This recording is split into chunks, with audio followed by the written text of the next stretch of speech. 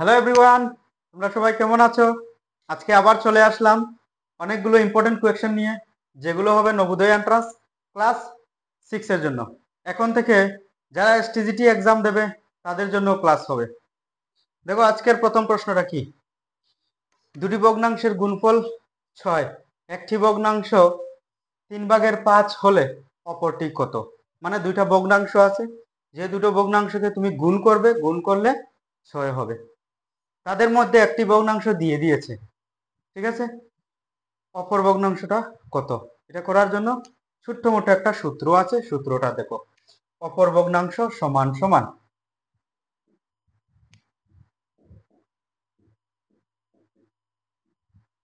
অপর ভগ্নাংশ সমান সমান সূত্র হলো দুটি ভগ্নাংশের গুণফল, দুটি ভগ্নাংশের গুণফল ভাগ একটি ভগ্নাংশ, যেটা দেওয়া হয়েছে এটা ভগ্নাংশ, ঠিক আছে। দুটি ভগ্নাংশের গুণফল কত দিল? 6। একটি ভগ্নাংশ কত?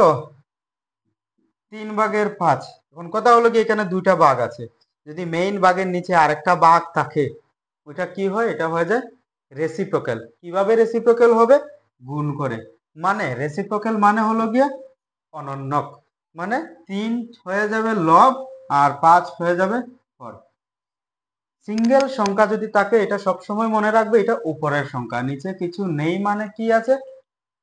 এক আছে।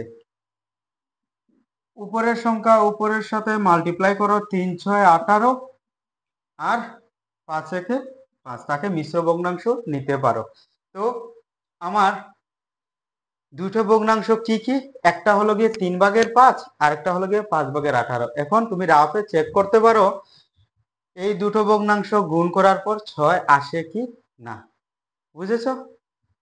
পরের প্রশ্ন দেখি, একটি জিনিসের 5/4 দাম 1680 টাকা হলে ওই জিনিসের হাফ অংশের দাম কত? যে জিনিসটা বলা হয়েছে ওই জিনিসের মূল মূল্যটা আমরা জানি না, মোট দামটা কত, এটা আমাদের আগে জানতে হবে। যে কোনো সময় যখনই কোনো প্রশ্ন আসবে, এরকম টাইপের যদি কোনো প্রশ্ন আসে, তখন সবসময় মনের মধ্যে একটা প্রশ্ন জাগাবে। প্রশ্নটা কি? প্রশ্নটা হলো গিয়ে মূল দামটা কি ছিল, আসল দামটা কি ছিল। তখনই তো আমি বুঝতে পারবো যে হাফ অংশের দাম কত। এখন তো শুধু বলেছে যে জিনিসটা ছিল ওই জিনিসের 5/4 অংশ, 5টা ভাগ করেছে, তার 4 অংশের দাম হলো গিয়ে 1680 টাকা, ঠিক আছে। ওই মোট টাকাটা কত? তাহলে কিভাবে অঙ্কটা করব? অঙ্কটা হবে, মনে করি মনে করি মনে করি মোট অংশের দাম হলো x টাকা। মনে করি মোট অংশের দাম সমান সমান x টাকা। আমার কিন্তু বাংলা লেখা বেশি সুন্দর না, একটু কনসিডার করে নেবে, ঠিক আছে। তার জন্য আমি বারে প্রশ্নটা পড়ছি বাংলাতেই। যদি লেখা যদি ভালোভাবে বোঝা না যায়, তুমি আমার মৌখিকভাবেও বুঝতে পারবে এবং কপিতে লিখতেও পারবে, ঠিক আছে। দেখো মোট অংশের দাম কত? x টাকা। তাহলে তাহলে অ্যাকর্ডিং টু কোয়েকশন তুমি প্রশ্ন মতেও লিখতে পারো, according to question x into 5/4 সমান সমান 1680 টাকা। এটা কিভাবে হলো? এটাই তো প্রশ্ন। দেখো মোট অংশের 5/4 অংশ, মোট অংশের 5/4 অংশ সমান সমান 1680 টাকা। মিনস মোট অংশকে যদি 5/4 অংশ দিয়ে তুমি গুণ করো, তাহলে যে টাকাটা হবে ওই টাকাটা হবে 1680 টাকা। প্রশ্নটা বারে পড়ো, তাহলে ক্লিয়ার হয়ে যাবে প্রশ্ন কি বলেছে, ঠিক আছে। এখন আমি যদি এক্স এর ভ্যালুটা বের করতে পারি, তখন আমি বুঝতে পারবো মোট অংশের দাম কত ছিল। এক্স এর ভ্যালুটা বের করি। এখন একটা জিনিস মনে রাখবে, যখন কোনো কিছু ডিভাইড কন্ডিশনে ভাগ কন্ডিশনে থাকে, তখন ওইটাকে আমরা রাইট সাইডে নিয়ে গেলে কি হয়? ওটা গুণ হয়ে যায়। আর গুণ যদি থাকে ওটা কি হয়ে যায়? ভাগ হয়ে যায়। দেখো এক্স ইন্টু 4, 5 ওদিকে যদি নিয়ে যাই, রাইট সাইডে নিয়ে গেলে কি হবে? হবে গুণ অবস্থায়। আচ্ছা, এক্স এখন 4 কে যদি এদিকে নিয়ে যায়, রাইট সাইডে নিয়ে যায়, তাহলে কি হবে? হবে ভাগ। ঠিক আছে, জাস্ট উল্টা হবে, প্লাস হলে মাইনাস হয়, মাইনাস হলে প্লাস হয়, গুণ হলে ভাগ হবে, ভাগ হলে গুণ হবে, এতটুকুই সিস্টেম। এখন এখন করো কাটাকুটি করো, যদি আমি এটাকে যদি কাটাকুটি করি, 4 দিয়ে ভাগ করো, 4 4 16, 4 2 8 0, তার মানে 420 ইন্টু 5। এটা কার ভ্যালু বের করছি? এটা হলো গিয়ে এক্স এর ভ্যালু। এক্স এর ভ্যালু মানে কি? মোট অংশের দাম কত, এটা বের করছি। ঠিক আছে, মোট অংশের দাম যত সময় পর্যন্ত পাবে না তত সময় পর্যন্ত হাফ অংশের দাম কিভাবে বের করব? এটা তো সাধারণ একটা বিবেকের কথা, ঠিক তো?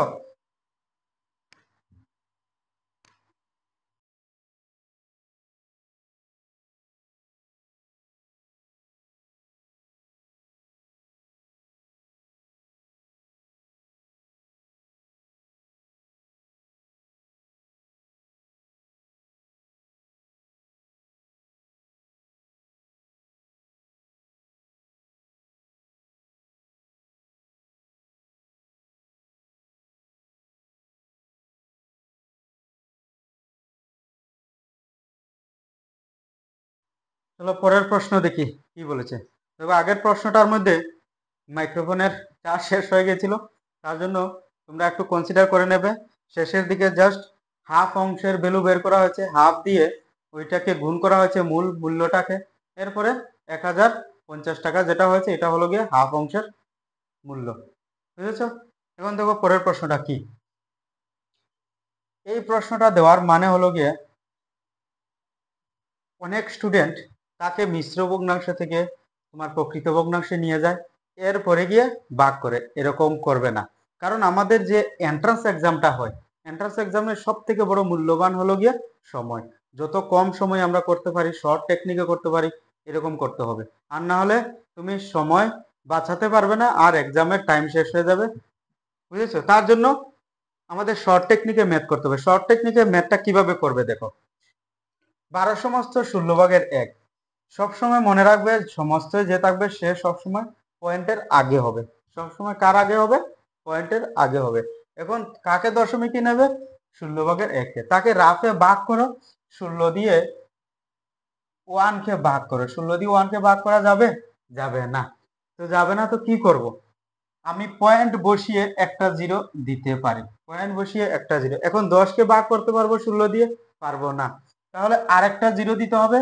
একটা জিরো দিতে হলে জিরো দিয়ে দিতে হবে, আনসারের মধ্যে জিরো দিয়ে দিতে হবে। এখন এখন 100 কে 100 কে 16 দিয়ে কতবার যাবে? 5 ষোলো 80, 6 ষোলো 96, 6 ষোলো 96, মাইনাস করো, 4 হবে 4।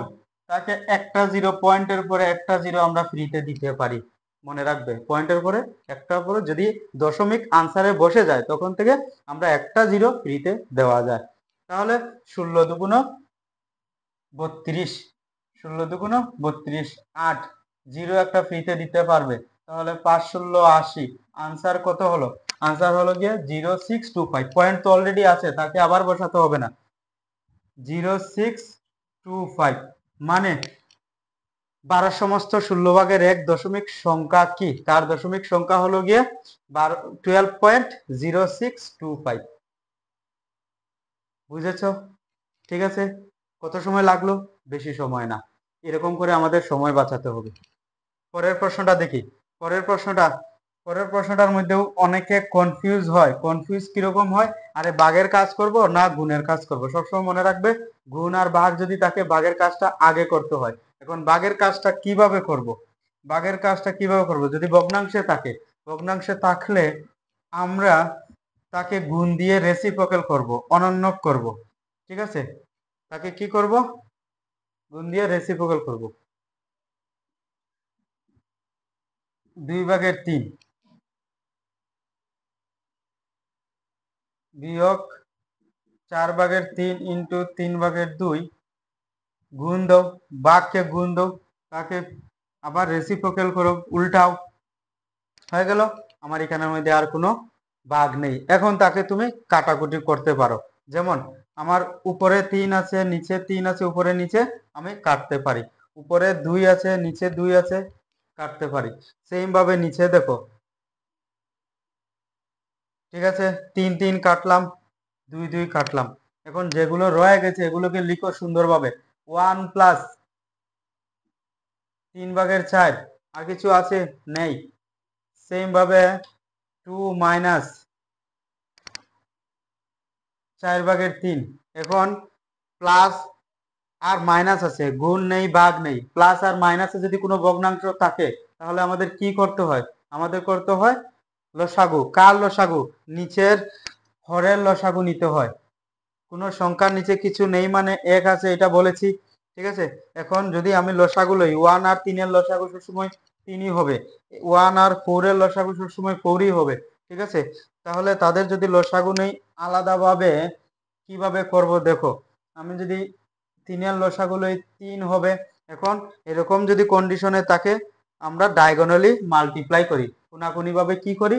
মাল্টিপ্লাই করি। তাহলে 3 একে 3 প্লাস 4 একে 4, নিচেরটাও সেম, নিচেরটাও সেম। 4 লসাগু হবে 4 দুগুণ 8 মাইনাস 3 একে 3। দেখো পরের অংশটা, দেখো পরের অংশটা 3 আর 4 যদি 3 আর 4 যদি যোগ করো তাহলে হবে 7, আর নিচে তো 3 আছে। আবার 8 থেকে 3 যদি বিয়োগ করো হবে 5, আর নিচে কি হবে? নিচে হবে 4। এখন ভাগের নিচে যদি ভাগ থাকে, আমি বলেছিলাম ভাগের নিচে যদি ভাগ থাকে তাকে আমরা রেসিপ্রোকাল করে নিই, উল্টাই। তাহলে 3/7 উল্টাও, 4 উপরে চলে যাবে, 5 নিচে। কাটাকুটি যাবে? যাবে না। যেহেতু যাবে না, গুণ করো, উপরে উপরে গুণ, নিচে নিচে গুণ। 4 7 28, 3 5 15। বুঝেছো? বেশি কঠিন না। পরের প্রশ্ন দেখি, পরের প্রশ্ন কি বলেছে। পরের প্রশ্ন, 3/2 এর সাথে কত যোগ করলে 3/2 হবে? 3/2 এর সাথে কত যোগ করলে 3/2 হবে? সিম্পল কোয়েশ্চেন, বেশি কঠিন ভাবে বলেনি।